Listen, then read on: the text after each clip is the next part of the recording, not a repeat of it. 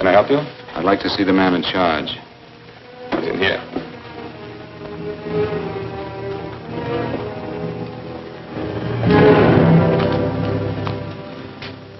I want to report a murder. Sit down.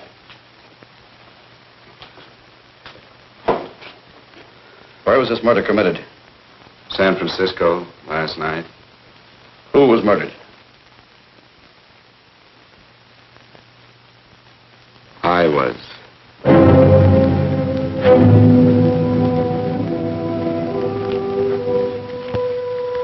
Well, do you want to hear me out or don't you, Captain? I don't have very much time. Your name Bigelow? Frank Bigelow? That's right. Answer the San Francisco APB. Send it direct to Inspector Bannon at Homicide. Tell him we found Frank Bigelow. Go ahead, Mr. Bigelow. Well, this involves some other people, Captain. A number of other people. You tell it any way you like. I live in a little town called Banning out on the desert. It's on the way to Palm Springs. I have a small business there. Paula? Yes, Mr. Bigelow? Give me a copy of Miss Hollis's 48 tax return, will you? Oh, you better get the 47, too. Yes, Mr. Bigelow. I don't think we took any depreciation on that new equipment last year. Oh, no, we didn't. I remember you said we could include it all this year. Sure, we can. Hey, Frank. Yeah, well. Peterson says he wants a financial statement before he can give me my loan. Hello, Kitty. I will. Well, I'm leaving for San Francisco today, but I'll be back in about a week. I'll take care of it for you then. Sure is a scorcher, isn't it? Well, I've seen him worse. Well, have a nice time, Frank. Yeah, thanks, Will. Oh, why don't you come down to the place and let me give you another permanent? Makes your hair so much easier to manage in all this heat. I can't afford it right now. Maybe next month. Yeah, here it is. No, we didn't take it. Well, we can do it this year. You work it out any way you think fit. Have a nice trip, Frank. Sure, Kitty. See you when I get back. Bon voyage. Why don't you come down anyway, Paula? We'll work out a deal on that permanent. Thanks. Maybe I will. Hello? Oh, hello, Mr. Hawkins. Just a moment. Do you want him to send your ticket over? No, I'll pick it up myself. No, never mind. Mr. Bigelow will pick it up at the station. Bye.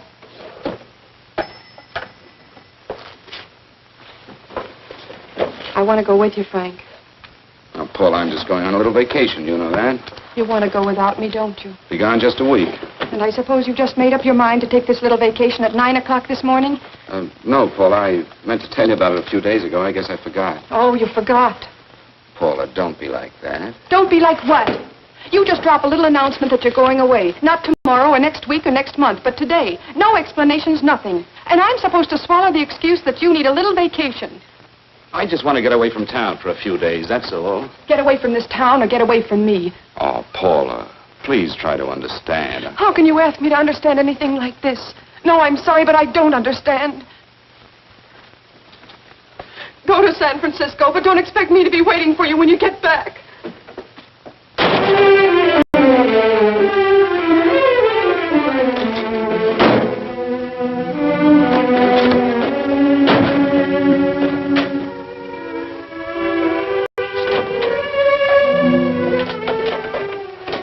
Paula, please, Paula.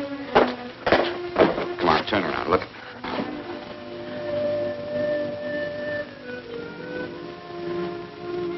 Come here.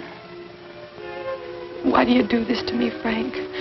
Why can't you be honest with me? As honest as I am with you?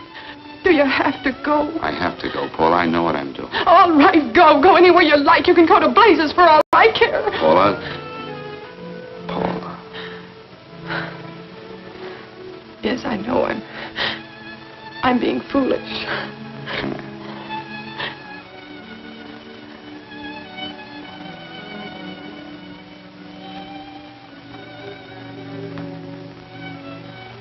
Come on, fix your face. We'll go down to Eddie's and have a drink. All right, why not?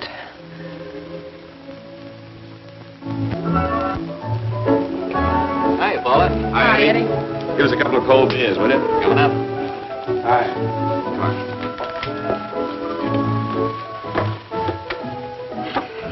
a relief. This air conditioning feels good. I sure wish we had it in the office. It'd make working a pleasure. Well, if it stays this hot, don't bother going in the rest of the week. I win 2 races today. How many did you lose? And you would have to ask that. Kind of early for you two, ain't it? Too hot to work. That's what I like to hear.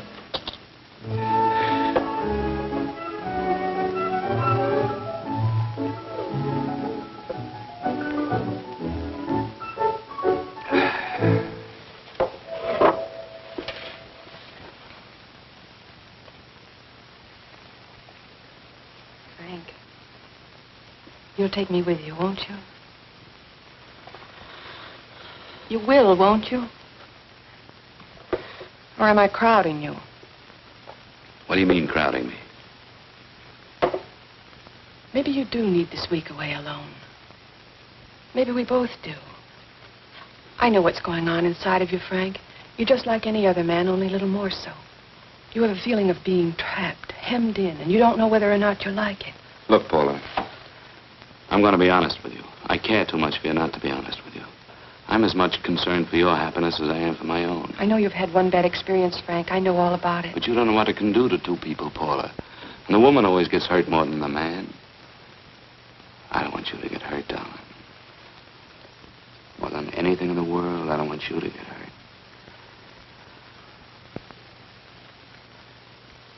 Want to hear some music? All right, Frank. Got a couple of nickels, Eddie? Yeah. This won't bother you, will it? No, next result doesn't come in for half an hour.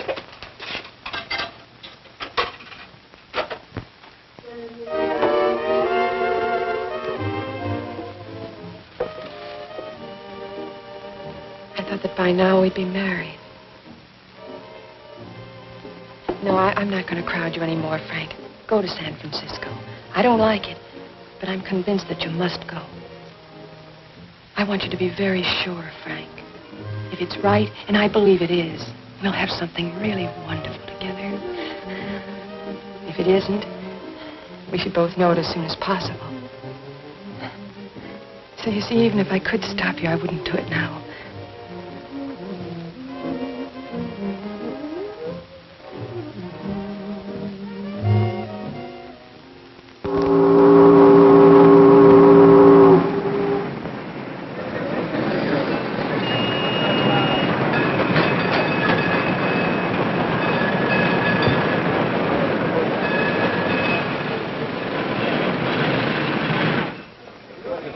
Yes, sir.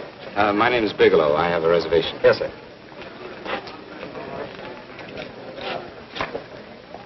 Here we are, sir. My name is Bigelow. I have a reservation. I have it, sir. It's a very nice room on the 6th floor, facing the bay. Boy, this might help you enjoy your stay, Mr. Bigelow. It's a little booklet on how to have fun in San Francisco. Oh, thank you. Very welcome, sir. Thank you. Say, is it always like this around here? No, this is market week, and it's the last day, too. Boy, always around until you need them. Oh, 517? Thank you. Here's a message for you, Mr. Bigelow. Long-distance call came in about an hour ago from Banning, from a Paula Gibson. Oh, thank you. Very welcome. Show Mr. Bigelow to 618. Right this way, Slide.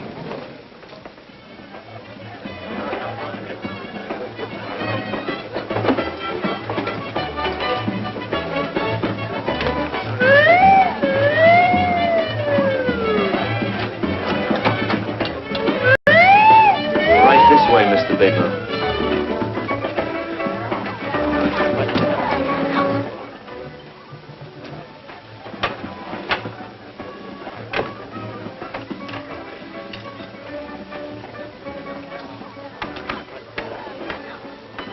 Is there anything else, Mr. Bigelow? Oh, yes. You can get me a dry Manhattan and a package of razor blades. Yes, sir. Thank you. Oh, and you can leave that door open. Hello, operator. I want to speak to Miss Paula Gibson in Banning, California. Yeah, that's right. No, I'll wait. Hello? Hello, Paula. Oh, hello, Frank. How was the trip? Fine, just fine. Having a miserable time, I hope. Well, I don't know. I just got in. What was that? Market week. The place is crawling with traveling salesmen. You know, Charlie Anderson found out that you went away and he asked me to go out with him. Oh, really? How did he make out? I'm considering it. Is that what you called to tell me? I'll have you know that this call is strictly business, Mr. Bigelow.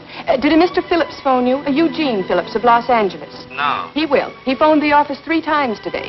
Said that he wanted to get in touch with you immediately. He said it's most urgent and imperative that he reach you at once. What did he want? I don't know. But he sounded deep, dark, and mysterious and quite agitated about something. Phillips, have we ever done any business with him?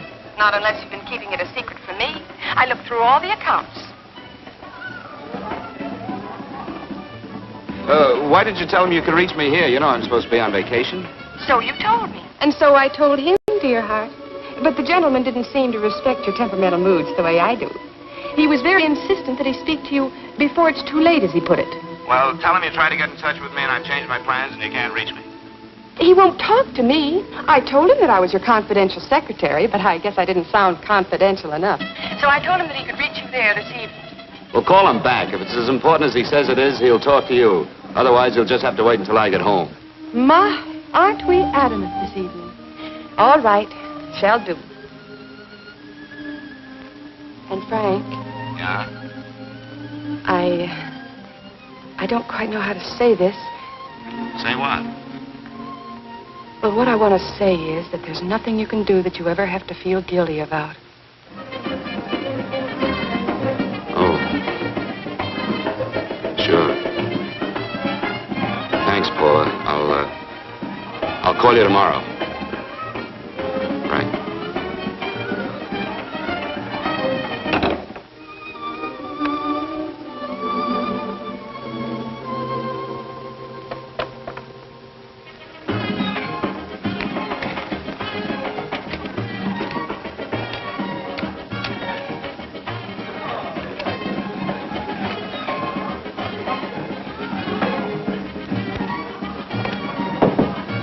Oh, just put it there, please. You can keep the change. Thanks very much. Say, how long has this been going on? Well, it's been a madhouse all week, but they check out tomorrow. Oh? I thought you were with them. No, I'm just here on a vacation. Why does everybody come to San Francisco and tear loose? Excuse me. Say, I'm awfully sorry to bother you, but would you mind if I use your telephone? No, go right ahead. I'm just across the hall here. One of the boys is using my phone, and he's been on it for a half hour. I just want to call downstairs. Yeah. Thank you. Room service, please. Hey, things really picked up the last few days, didn't they? You right at much business? Well, I'm not here on business. Oh, hello, room service? It's Mr. Haskell in 617. Yes, that's right. Would you send up 3 more bottles of bourbon and 2 scotch? Yes, that's right. Oh, and some more ice, too. Yeah. All right, thank you. You here alone? Yes, I just got in town. Well, why don't you join us for a drink? Well, I don't want to barge in on your party. Oh, nonsense. It's not a party. Just a few of the boys entertaining some buyers. You know, the usual thing. A few drinks and some laughs. It's no party. Come on. Well, Come on. all right. I know what it's like to be all alone in a strange city. I'm Sam Haskell. I'm Frank Bigelow. You think some of these guys never been away from home before? Yeah. Hey, quiet down a minute. Hey, will you quiet down a second? I want you to meet Frank Bigelow. Hello. This is Jane Carlisle. Bill Welch. How are you, Mr. Wells? Glad to know you, Bigelow. Jane's the prettiest buyer in San Francisco. Oh, hey, I resent that. You don't think I believe him, Elaine? Well, he spreads that from coast to coast. Oh, gee. But it's good for my morale anyway. I'm George Cantwell. Glad to know you, Mr. Bigelow. Bigelow, yes. Right on much business? He's not here on business. Oh? Well, Well, why don't you get the man a drink before he dies of thirst? how about a little bourbon? Well, that's fine. Bourbon it is. Of course, Mr. Wallace. Is that... Yes, Mr. Wallace. But, Mr. Wallace, I'll need at least a week in Cleveland to visit all my accounts. I can't figure on being in Philadelphia until the 17th. Eddie, will you get off the phone? I want you to meet Frank Bigelow. How are you, That's his boss. He's been trying for an hour to get his expense account boosted. Yeah, the way this guy holds on to $1, you'd think they weren't printing them anymore. Yes, Mr. Wallace. I'm leaving here the first thing in the morning. Yes, sir. Oh, keep your hips loose, Harry, like this. Oh, yeah. How's he doing? Oh, there's nothing wrong with Harry's brother. The 2 years at Arthur Murray's wouldn't you? Hey, now, wait a minute. I was doing all right there. This is Sue and Harry Brandon. Hello, good to sir. meet Glad you. How are you? Where'd you find her, Sam? On a dance marathon? Bourbon. Really? Say, I'll bet you could do the rumba.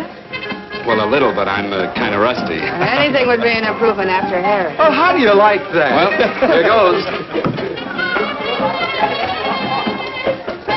Hey, you're good.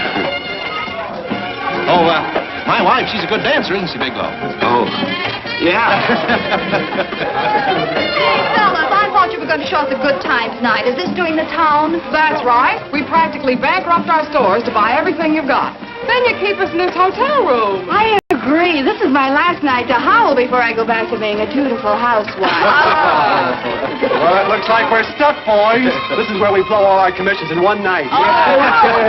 And you're coming with us, Bigelow. Oh, no, thanks. You run along. I've got to get unpacked and have dinner. Oh, no, you're not going to get away from me. Now that I found a man who can dance, I'm going to hang on to him.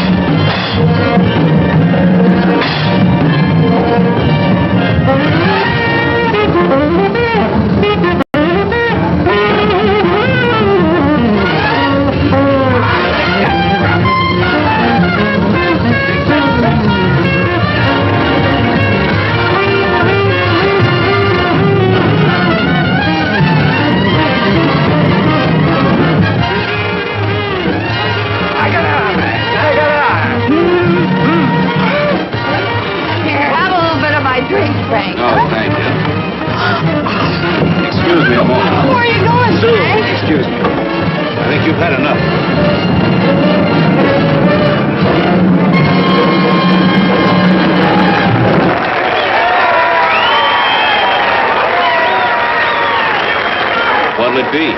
Bourbon and water, no ice. Nice, quiet place you got here. Wait till they hit the pitch in about an hour. That's when they really go out of their minds. Who's the blonde? Oh, she's one of the chicks that hangs around here. She's jive crazy. Come again?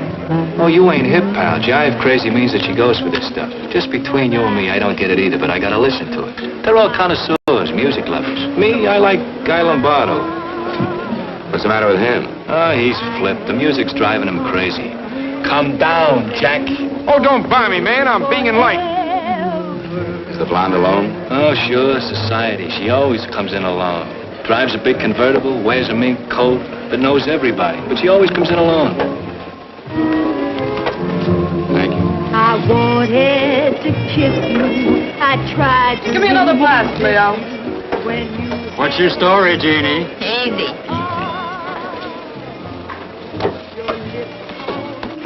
Hello. Easy. Dig the fisherman. Oh, that's really silk, isn't it? Can I buy you a drink? Sure thing. Give me a glass, Leo. Leo, I left my glass at the other end of the bar.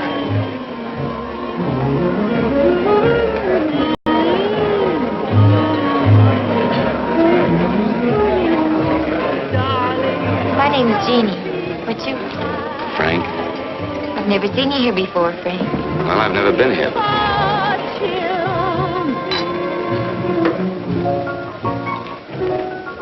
This is mine. Mine was bourbon. Well, sure it is. You saw me pour it. Give me a fresh drink. Anything you say. Oh, listen to that piano. Feel those vibrations. You don't get your kicks out of this, do you? I can live without it. Why do you stay here? I don't know.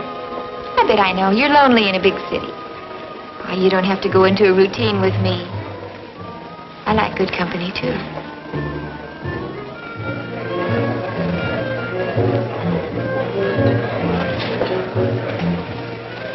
Say, there are some people there I want to avoid. Couldn't we get out of here? Let me think about it. Oh, come on. How about going somewhere else, huh? Why don't you meet me later? Okay. Where? I tried to forget you, but you whispered, darling, I love. Call me at that number later. It's my next stop. They've got a band there that'll really send you. See you, Jeannie. Easy.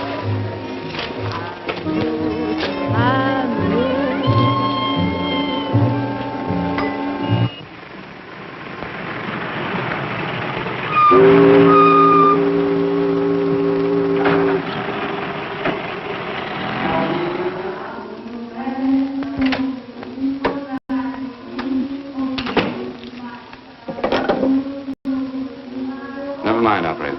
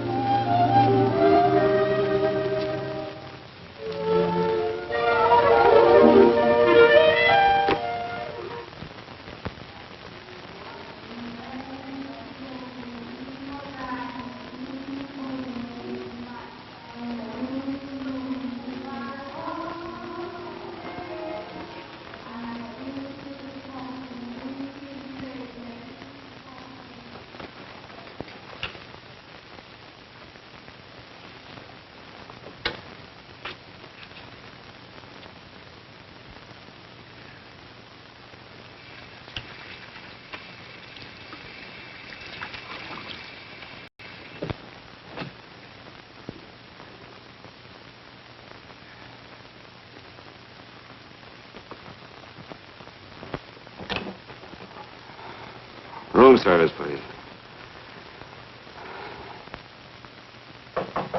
Come in.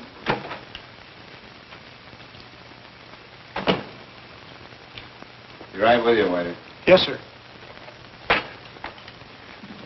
Rest well, sir? Yeah, sure. May I? Go ahead. It's on there for you. Thank you, sir. Would you like anything else? Well, thank you, that's all. Waiter, Yes, sir. take this away. Is there anything wrong, sir? No, just take it away. I don't even want to look at it. Are you all right, sir? Yeah, sure. All right, I just had too big a night, I guess, that's all. Need some fresh air. Of course. Thank you, sir.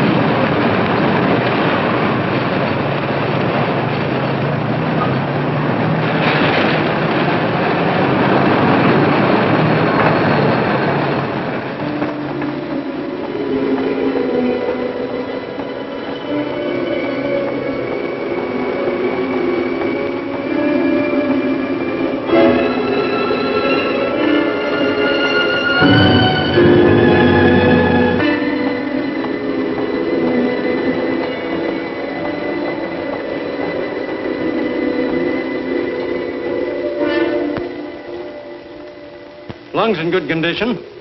Blood pressure normal. Heart fine. Well, it's a good thing everybody isn't like you, Mr. Bigelow. Put us doctors out of business. I'm glad to hear it, Doctor. I was a little worried. Don't let a little bellyache worry you. Could be just the change of climate. Well, it isn't exactly an ache, Doctor. It's kind of hard to describe the feeling. Maybe it was the drinks I had last night. I might have mixed them too much, huh? Let's have another look at that throat. You may finish dressing now, Mr. Bigelow. I want to get the results of those tests we took. Thank you, Doctor.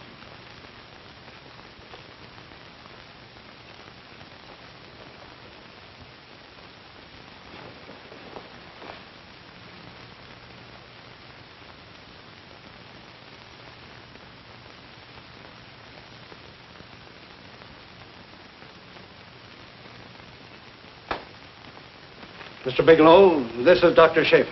Hello, Doctor. How are you? Sit down, Mr. Bigelow.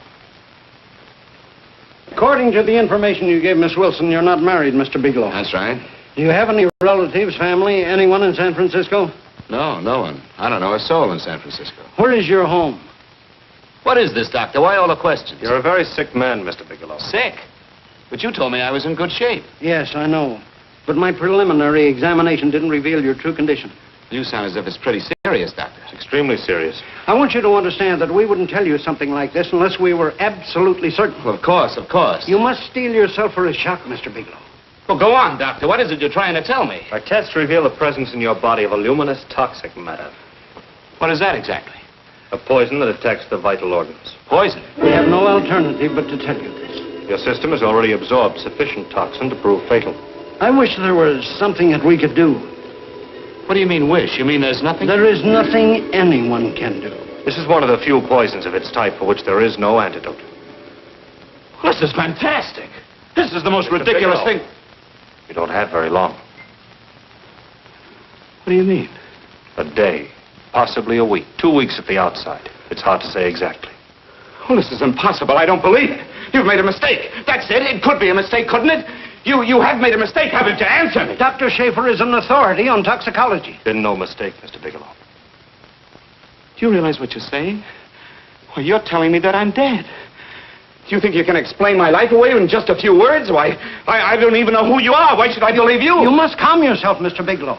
We want to offer you every assistance that we... Assistance? Who wants your assistance? Who wants anything from you? You're nothing but a couple of phonies. Why, I think you're crazy. That's it. You're crazy. The both of you. You're crazy.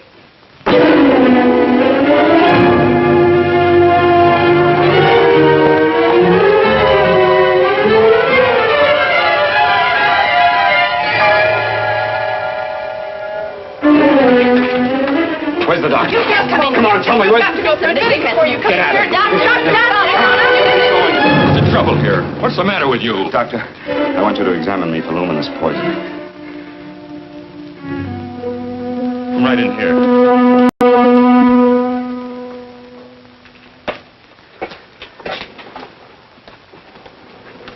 Yeah, you've got it all right. Your system has already absorbed it. Are you sure, Doctor? Are you absolutely certain? Couldn't there be some mistake?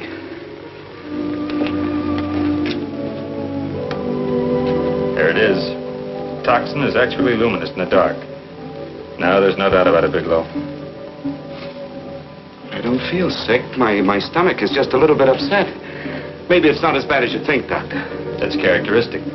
With a heavy jolt, you go suddenly in a matter of hours. But if the stuff is taken in a lesser degree, you last a while, and then...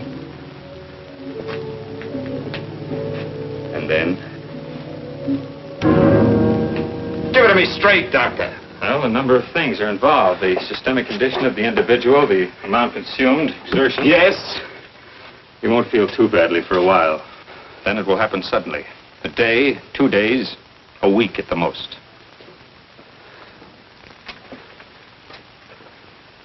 A day. 2 days. There's nothing that can be done now. If it had been caught in time, your stomach could have been washed out. But you've had it in you for some time now. For at least 12 hours, haven't you, Bigelow? I don't know. You don't know? No. Don't you know how you got it? No. This is no accident. Somebody knew how to handle that stuff. That wax is tasteless, odorless. The amount of alcohol in your body, you must have got it in liquor. I was drinking last night. Arrange for your admission to the hospital immediately. Of course, I'll have to notify the police. This is a case for homicide. Homicide? I don't think you fully understand, Bigelow. You've been murdered.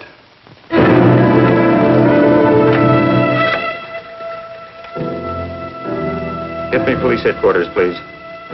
Homicide Bureau.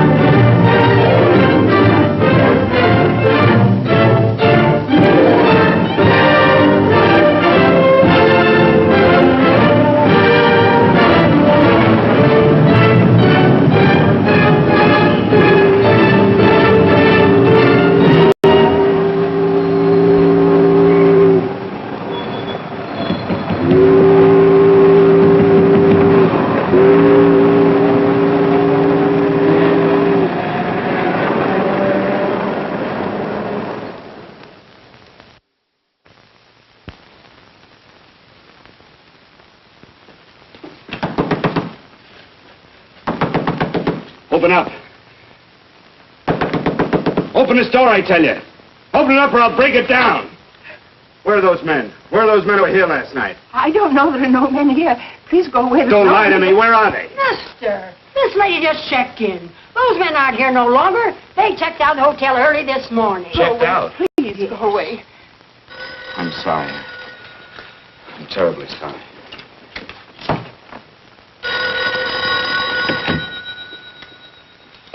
Hello?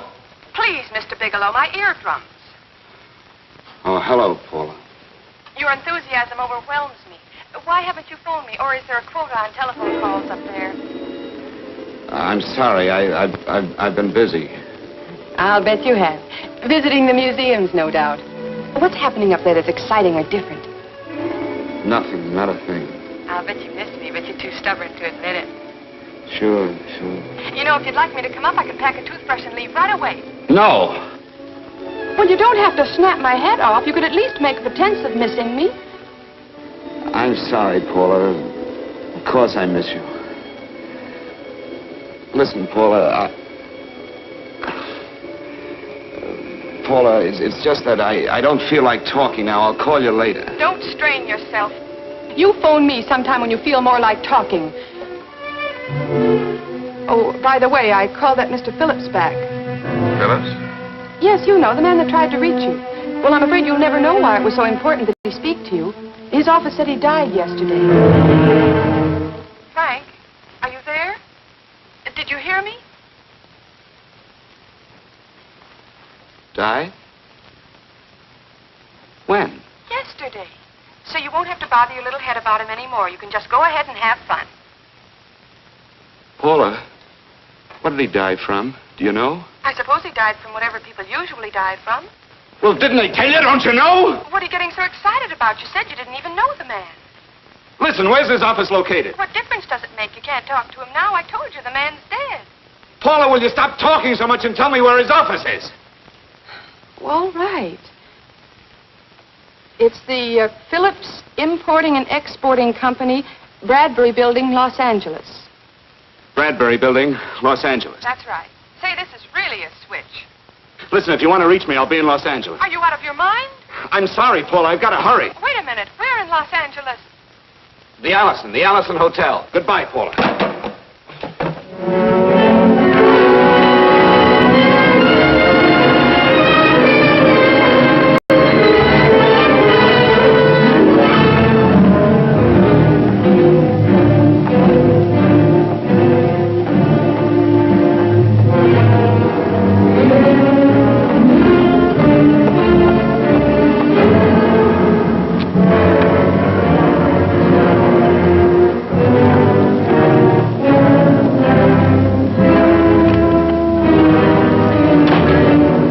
Someone in charge here. What is it regard Well, to? it's a personal matter. It's quite urgent. Perhaps Mr. Halliday can help you. Who's he? He's our controller. Your name, please? Bigelow. Mr. Bigelow to see you. Send him in. Go right in, please. That door.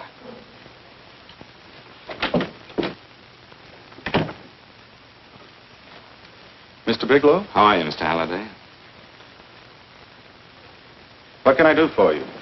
Well, Mr. Phillips phoned my office several times yesterday. I'd like to find out what it's all about. You know Mr. Phillips died yesterday? Yes, I know. Well, I don't understand. If he phoned you, didn't he tell you what it was about? Well, he didn't speak to me. I wasn't in my office at the time, and he wouldn't tell my secretary. Well, I'm afraid I can't be of much help, Mr. Bigelow.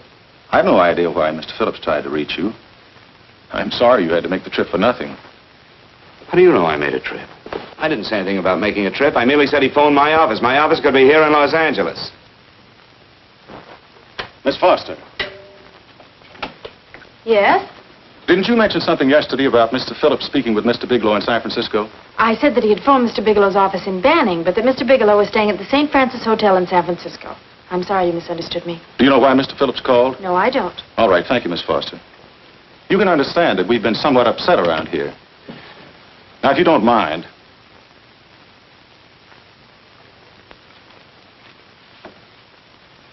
Did Mr. Phillips have a wife, family, anyone that could help me? you can't intrude on people at a time like this just to satisfy some curiosity. It isn't just curiosity. Then I suggest you wait a week or so. I can't wait. Well, I'm sorry you'll have to. Well, there's always a phone book. You're a pretty aggressive fellow, Bigelow. Are you quite sure that this is as important as you make it appear to be? It's important.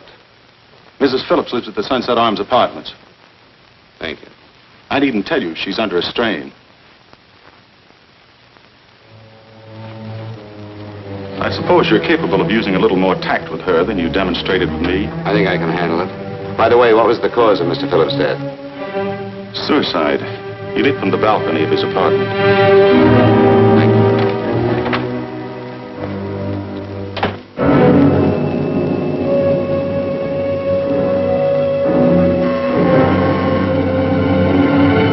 Come in, Mr. Bigelow.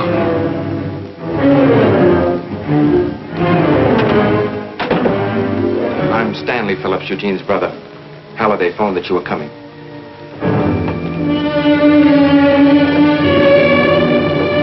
This is my sister-in-law, Mrs. Phillips. I'll try to make this as brief as possible, Mrs. Phillips. I'm afraid I can't be of any help to you, Mr. Bigelow. I haven't the slightest idea why my husband wanted to speak to you. I guess Halliday covered just about everything. Did your husband ever mention anything about me, Mrs. Phillips? Anything at all? No. I can't recall Eugene ever having mentioned your name.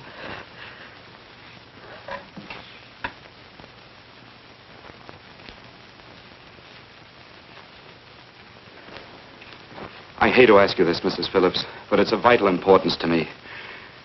Do you know why your husband committed suicide?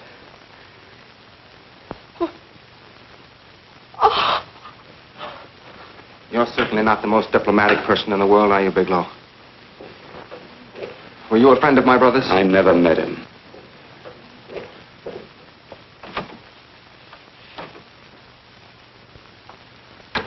My brother was in a jam, a pretty bad jam.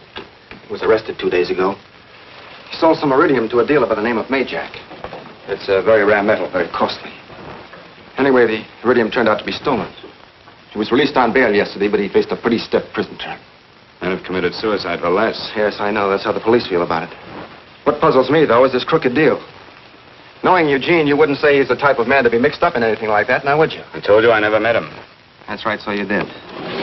Now, what's this all got to do with you, Bigelow? I don't know. Let's come play with each other, Bigelow.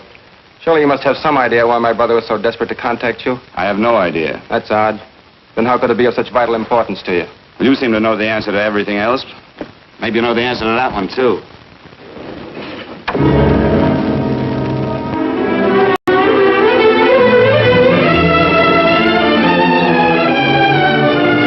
There's a message here for you to call operator 82 at Banning. Oh, thank you. Show Mr. Bigelow to room 821. Say, would you have the operator put this call through to my room right away? I'll take Yes. it up there. Thank you. Hello, operator. Yeah, I'll call you if I need anything. Thank you, sir. Hello, Paula? Well, Sinbad, I'd just about given you up for lost. Do you mind telling me just why you rushed down to Los Angeles? I can't explain it to you just now, Paula. I just can't explain it. What's going on, Frank? You don't even sound like yourself. Well, I'm just a little tired, Paula, that's all. But I miss you. Oh, Frank. I can't tell you how good it is to hear you say that. And here I was worrying that I'd lost my charm. When are you coming home, Frank? Soon, Paula. I'll be home soon. I'll go right out and get myself a permanent so I'll be pretty when you see me. Hey, guess what? I found that Phillips name in your notarial ledger. Notarial ledger? Yes, of all places. I remember now I made the entry myself. You had notarized a paper one morning before I came to work. What kind of paper was it? A bill of sale for a George Reynolds made out to Eugene Phillips of Los Angeles. So you see, I was right. We hadn't done any business with Phillips, only indirectly. What was the bill of sale for? A shipment of iridium, whatever that is. Iridium. You mentioned at the time that this fellow Reynolds had made some kind of a deal in Palm Springs, and he stopped in your office early in the morning on his way north to have it notarized. Wait a minute. Wait a minute, George Reynolds. That was about 6 months ago, wasn't it? That's right, 6 months ago. Thanks, Paul. Oh, goodbye. Goodbye. Hello, operator. Get that number back for me.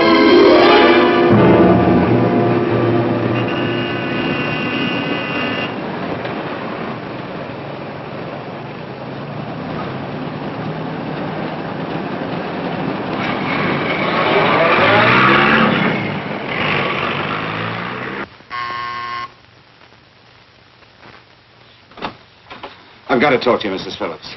Please, go away. I want to be left alone. But I found out why your husband wanted to see me. It was in connection with a bill of sale. Come in. Thank you. What do you know about a man named George Reynolds? George Reynolds? Yes. Why, that's the man my husband claimed sold him the iridium. And what did Reynolds claim? Reynolds disappeared. Yes? About 2 months ago, my husband grew suspicious that something was wrong. Since then, he tried in every way to locate Reynolds, but could find no trace of him. But I don't get it. Your husband could have proved he made a legitimate deal by showing the bill of sale he got from Reynolds. Then there was a bill of sale? Yes, of course there was. My husband swore there was, but at the time of his arrest, he couldn't find it. It was mysteriously missing. Well, then, if your husband could have shown proof, it would have been George Reynolds who would have faced the prison term.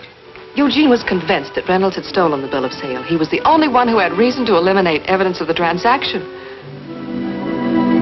Thank you, Mrs. Oh, if you'd only come sooner, Mr. Bigelow. My husband might be alive today. I know.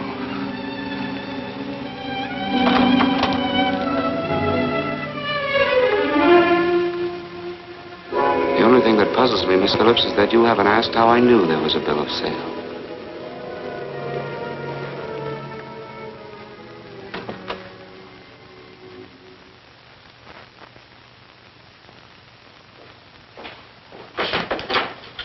Mr. Holliday isn't in. He should be back shortly.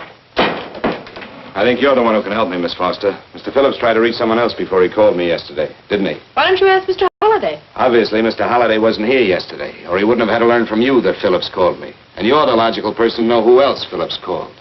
I don't believe that's any of your business, Mr. Bigelow. Don't think you're revealing anything confidential, Miss Foster. I know that he tried to reach somebody else. Mrs. Phillips told me. You're bluffing, Mr. Bigelow. I don't know what you're after, but you're trying to trick me. Mrs. Phillips didn't tell you a thing. How do you know that? Mrs. Phillips knows nothing about it. She doesn't. Well, why wouldn't she? Wait a minute. I was talking about George Reynolds. Who did you think I meant? Just who is it that Mrs. Phillips doesn't know I about? told you before, that's none of your business. All right, young lady, I'm going to give it to you straight. Phillips was murdered. Murdered? I don't believe you. He told me because he needed me to clear him. Phillips was innocent. Innocent men don't have to jump out of windows. Murdered? Just who are you trying to protect, Miss Foster? Why are you so afraid to tell the truth? I'm not protecting anybody. I haven't any more to say. All right, young lady, listen to me. This thing is going to explode wide open. If you've got nothing to hide, you better start talking. Or maybe you are mixed up. No!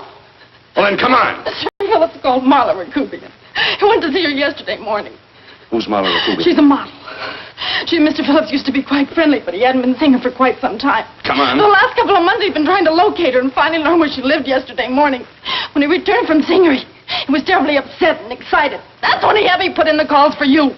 When he couldn't reach you, he went home. The last time I saw him alive.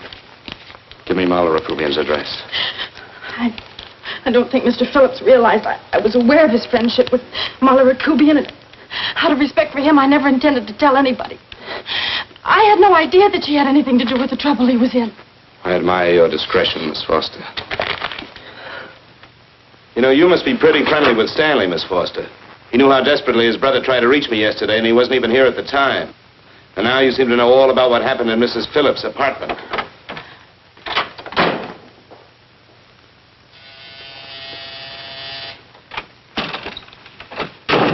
Miss Rakubian? Yes? What do you want? Get out of here or I'll call the Go police. ahead, call him.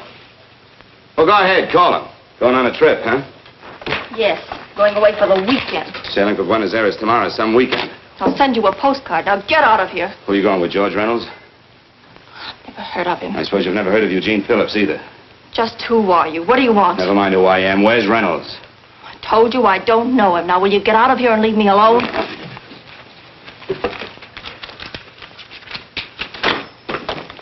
So you never heard of George Reynolds, huh? And don't try to tell me that this isn't him because I've seen him. If you think you can scare me, you're crazy. Look, I know that Phillips came here yesterday. And right after he left, he was pushed out of a six-story window. Pushed? Phillips committed suicide. Your playmate Reynolds murdered Phillips. Then he went up to San Francisco to get me. Because I knew about a certain bill of sale. I don't know what you're talking about. You're in this right up to your pretty little neck. I'm not mixed up in anything. Get your hands up. Drop that picture on the couch. Turn around. Don't get any ideas because I'm not afraid to use this. Give me your wallet.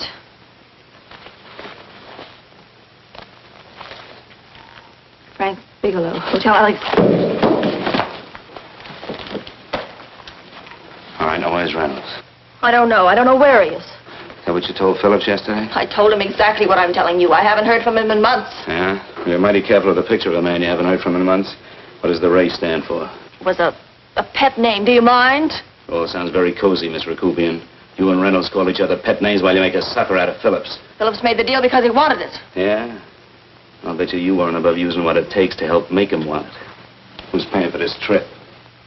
I am. Really? A first-class trip to Buenos Aires on a model salary. Don't make me laugh. Since you and Reynolds aren't seeing each other anymore, you don't mind if I keep this to you. If I were a man, I'd punch your dirty face in. You know, I really believe you would.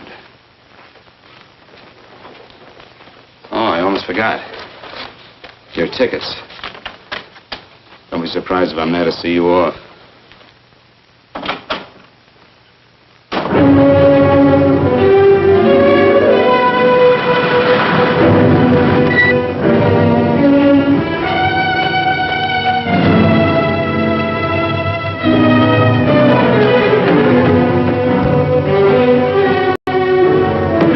Angelo.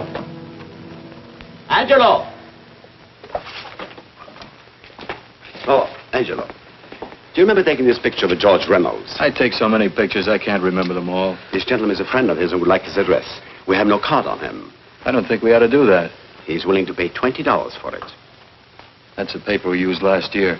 Of course, you understand, we usually don't give out the information about our clients. I know, you're a couple of high-class fellas. Thank you. Revealing anything confidential is against the ethics of our establishment. That's right. Honesty is the best policy. Of course. But in your case, inasmuch as you're a personal friend of Mr. Reynolds... Thanks. I knew you'd come through. Got it. Here it is. We don't have his address. He must have called for the picture. But he couldn't have been a very good friend of yours, mister, because his name is not George Reynolds. It isn't? Well, what is it? It's Huh? Oh. Yes. It's Raymond Rakubian. Rakubian?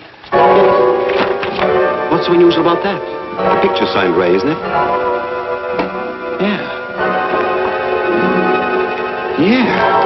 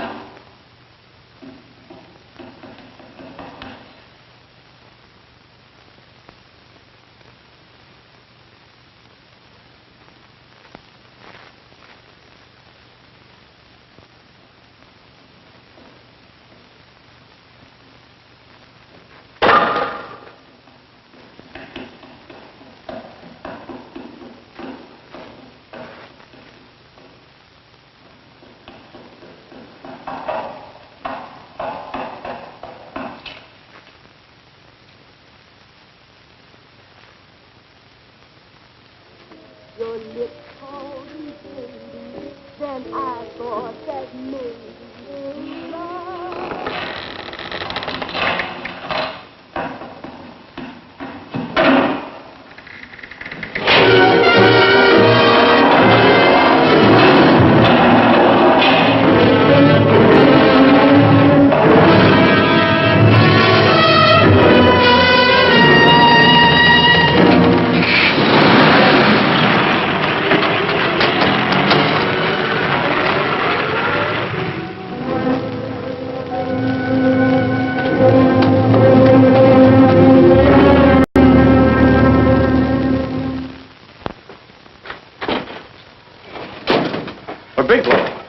Are you all right?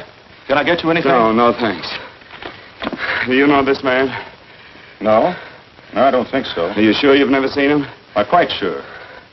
Does the name Raymond Rakubian mean anything to you? No, I never heard of him. Why? He also uses the name George Reynolds. This is Reynolds? That's right. Well, where can we find him? That's what I want to know. Tell me something, Halliday. You're the controller here. How come you didn't know about that bill of sale? Phillips made that deal before I came to work here. Yeah, but you still keep records, don't you? For some reason, which is none of my business, Phillips preferred to keep that among his personal papers. Now, does that answer your question? You came in here today asking for some information that you needed, and I tried to be as cooperative as I could. But now you're beginning to annoy me. So get out before I throw you out.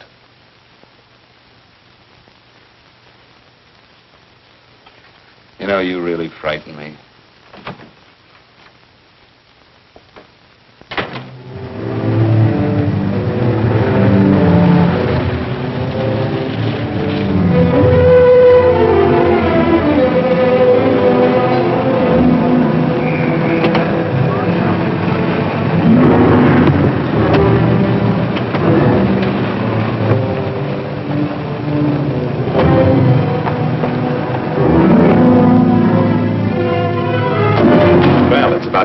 Shoot up, Bigelow. Go ahead, Dave.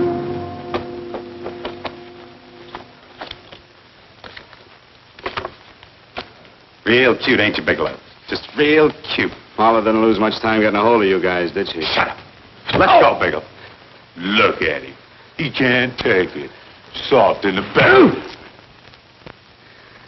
You do that again and I'll kick your face. Lay off, Chester. Cut it out. Shut up! Who asked you? Better let him answer. The clerk might know he's in. Go ahead, Bigelow.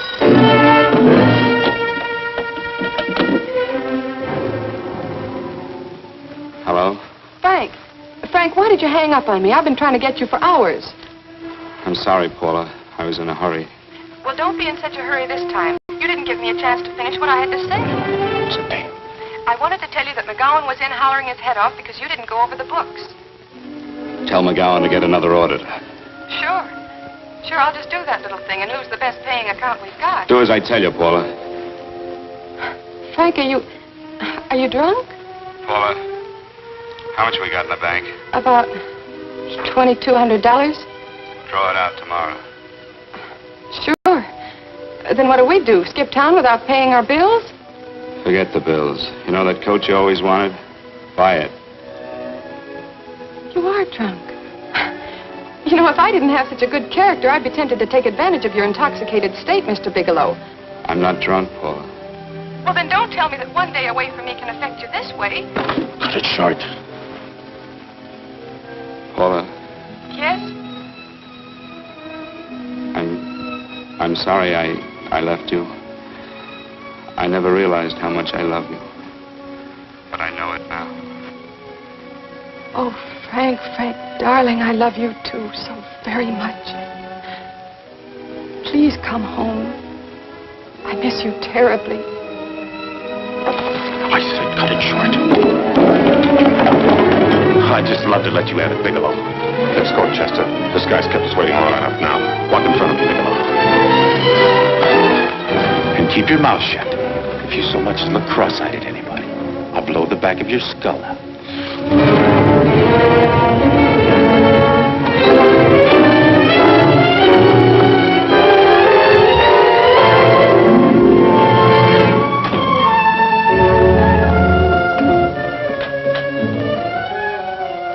Bigelow's real cute. He wanted to get tough with Chester. He don't know Chester. Did you get the picture? Don't I always get what Mr. Majak sends me after? Majak? That's right. I'm the dealer who bought the iridium from Phillips. I get it. You have Rakubian unload stolen stuff on Phillips with the help of Marla here, and then you buy it back from him. Oh, you certainly made a sucker out of Phillips. What is it, Mr. Bigelow? Exactly what is on your mind? I'm looking for Raymond Rakubian. What? Well, now, Marla here has told you everything else. I'm sure she must have told you that, too. You don't expect me to believe this conversation. So, what is on your mind? I mean, underneath. You forced your way into my affairs, and now I want to know why. I just told you. I'm looking for Raymond Rakubian. Don't get cute. I'm just itching to work you over. Soft in the belly. Can't take it. See what I tell you?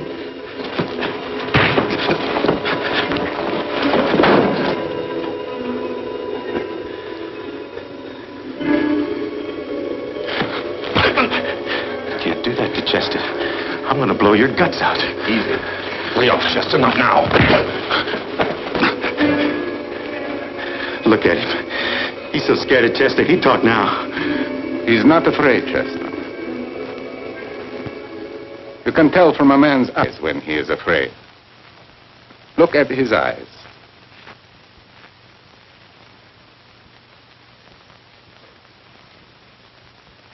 Oh!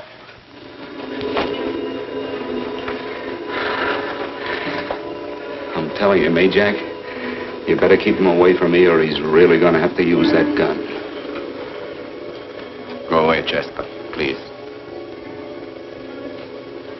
Do what I tell you, my boy. Please. And help Dave. Sure. You're in pain. He's an unfortunate boy. He's psychopathic. He's unhappy unless he gives pain. He likes to see blood. Come with me, Mr. Bigelow.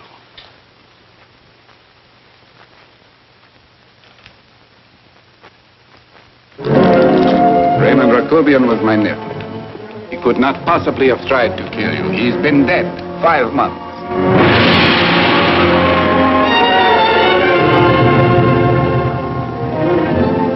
I'm afraid you have been sidetracked. Provided it is true that somebody made an attempt on your life. Somebody made an attempt again today. I had no reason to kill you, believe me. What do you mean you had no reason? I notarized a certain bill of sale. You notarized the bill of sale for Reynolds, not Rakubian. Now, what I told you was true. I had no reason to kill you. That's a closet, Mr. Bigelow. And under other circumstances, you could go home now. But now you present a problem. You know too much, and I am in danger. Chester! Suppose I were able to prove to you that I only want to find the person who tried to kill me, and I won't cause you any trouble. You know I can go to jail for 10 years for this little business. 10 years. At my age, that's my life. That means my entire life. With my life, I do not take chances. I am sorry, believe me. You want Joe to go with you? No. Just Bigelow and me. And baby makes 3. But Major, goodbye, Mr. Bigelow, and forgive me. Let's go, Bigelow. I guess you won't be there to see me off.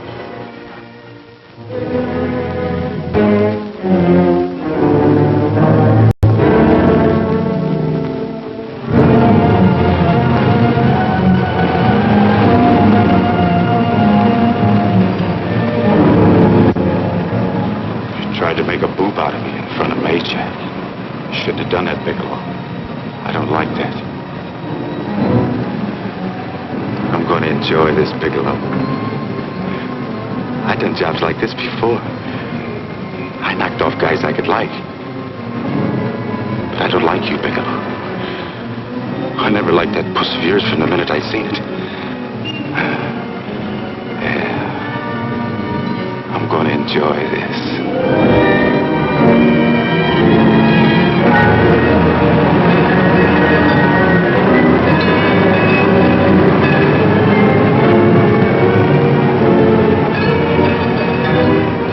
Scared yet, are you, Bigelow? But you'll be scared. Good scared. I think I'll give it to you in the belly. You don't like it, the belly?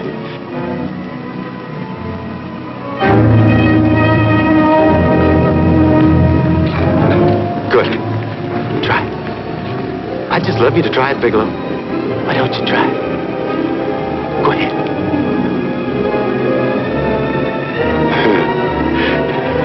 Didn't have the nerve, did you, Bigelow? I think I'll give it to you right in the belly.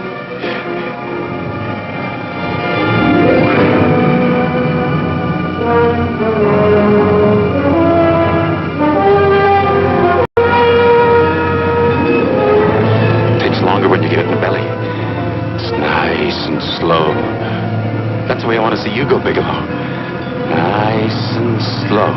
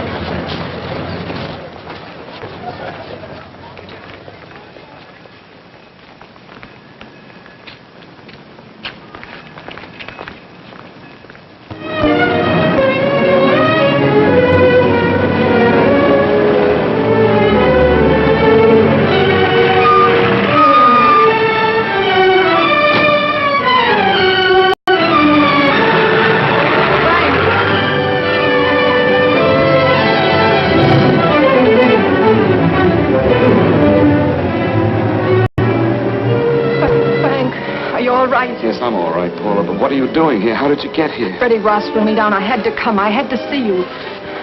You shouldn't have come, Paula. You shouldn't have. What is it, Frank? You're in some kind of trouble. I know it. Look at you. You're a sight. Your clothes look as if you've slept in them. Are you ill? You are. You're feverish. I'm all right, Paula, and I'm not in any trouble, believe me. You're lying, Frank. Right after I spoke to you, I got a phone call from the San Francisco police. They asked if I knew where you were. You didn't tell them anything, did you? Of course not. It was the homicide detective that called. What is it, Frank? If you're in any kind of trouble, you certainly can trust me. Look, I'm not in any trouble with the police, Paula, believe me. But you can't stay here. You've got to go back to Banning right away. No, I won't go, Frank. I won't. I'm staying here with you.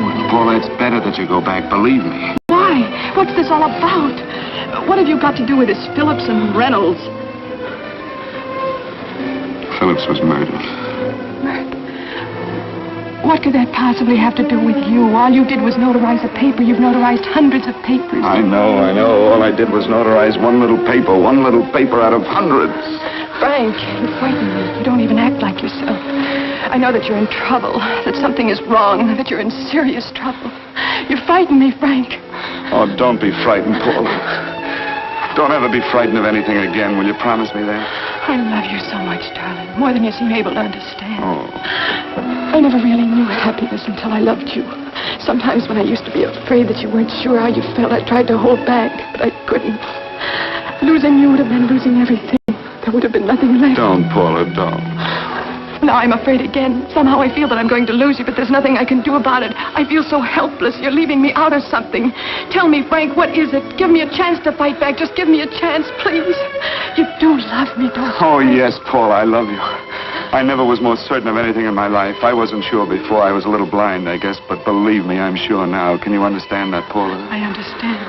A man can be like that, Paula. Something has to happen. It can be a big thing or a little thing, but it can make him realize how much someone means to him, how much he really loves her. Oh, and I love you, Paula. More than I ever thought it possible to love anyone in the world, I love you. Then why won't you tell me about this trouble you're in? Why won't you try to let me help you? You can't help me, Paula. You don't want my help. Oh, Paula, there's nothing you can do. Will you believe me? So will you please go home, please? No, Frank. I won't go. I know you're in trouble. I can't leave you like this. All right, Paula, look, wait for me in the lobby of the hotel, and I'll be back for you soon, I promise. You promise? You're yes, sure? Paula, I promise. Is that a new outfit? Yes. Oh, it's beautiful.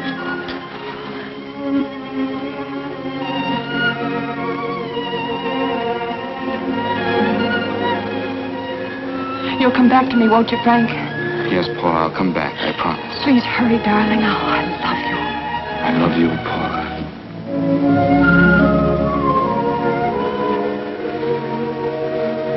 Goodbye, Paula.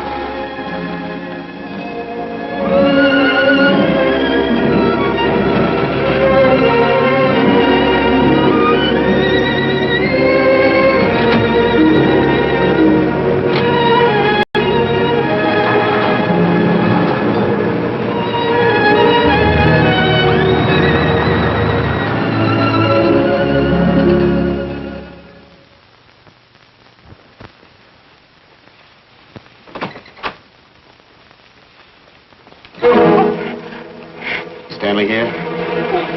You sure? All right, get in there. Now get Stanley on the phone. Tell him to come over here right away. Use any excuse you want. What are you going to do?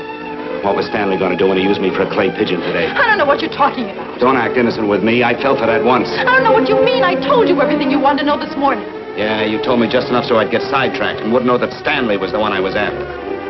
Stanley? Oh, no. You and Stanley have been together on this from the start. Now, come on, get on that phone and call him. Don't let him know I'm here. Bigelow.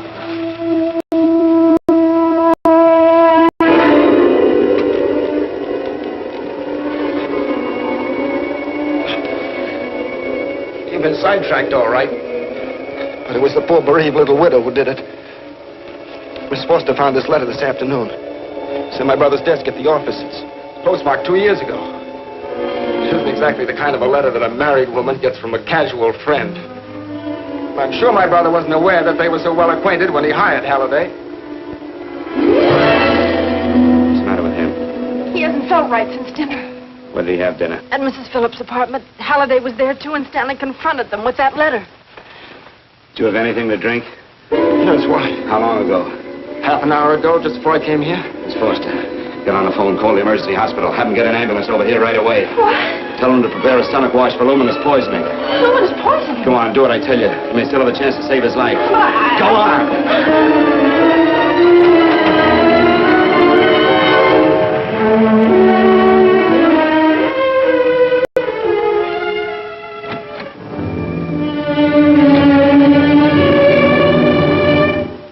I found George Reynolds, Mrs. Phillips. He's been dead for 5 months. And he didn't steal the bill of sale. No, he didn't. But you could have stolen it. How dare you? You knew who I was when I came here today. But you were surprised to see me alive, weren't you? But I'm not alive, Mrs. Phillips. Sure, I can stand here and talk to you. I can breathe and I can move. But I'm not alive. Because I did take that poison. And nothing can save me. What are you going to do? If I kill you now, I have nothing to lose. No, you've got to listen to me. You've got to give me a chance. But I didn't have a chance. It was Halliday. Believe me, it was Halliday. He made me steal the bill of sale. He planned everything. What about this letter? Your husband knew about you and Halliday. He found it only yesterday. He accused Halliday. They fought, and Halliday pushed him over this balcony. And why me? Why did he want to kill me? Because you could have proved there was a bill of sale, that my husband had no reason to commit suicide. Halliday was desperate. After he killed my husband, he found out about the phone calls to you. He thought you spoke to him, that you knew enough to involve him.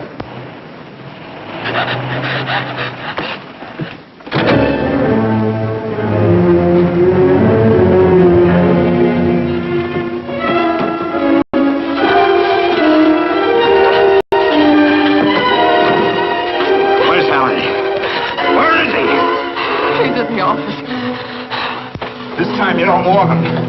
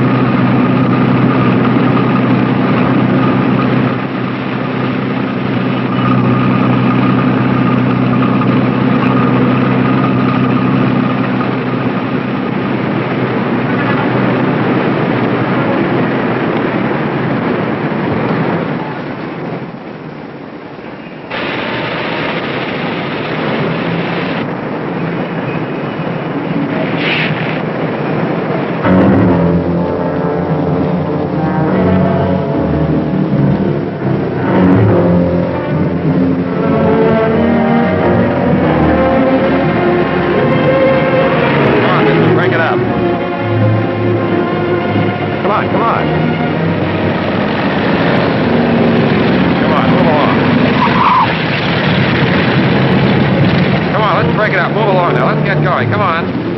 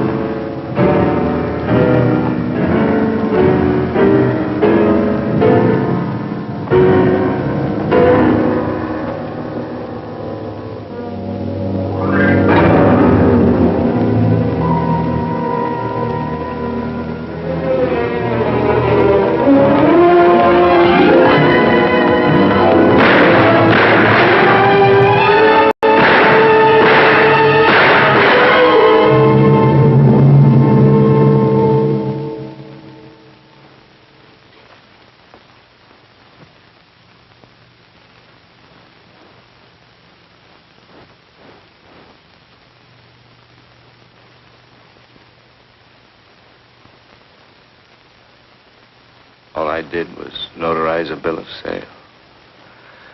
But that piece of paper could have proven that Phillips didn't commit suicide. It was murder. And that's why Halliday poisoned me.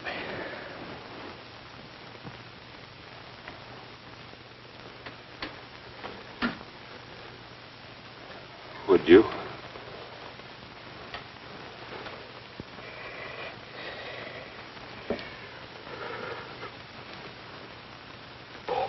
Paula.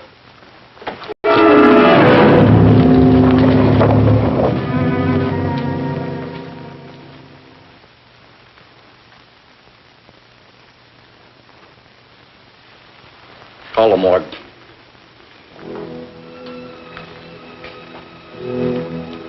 Johnson, you go to the Allison Hotel. Find Paula Gibson. Don't tell her anything. I'll break it to her.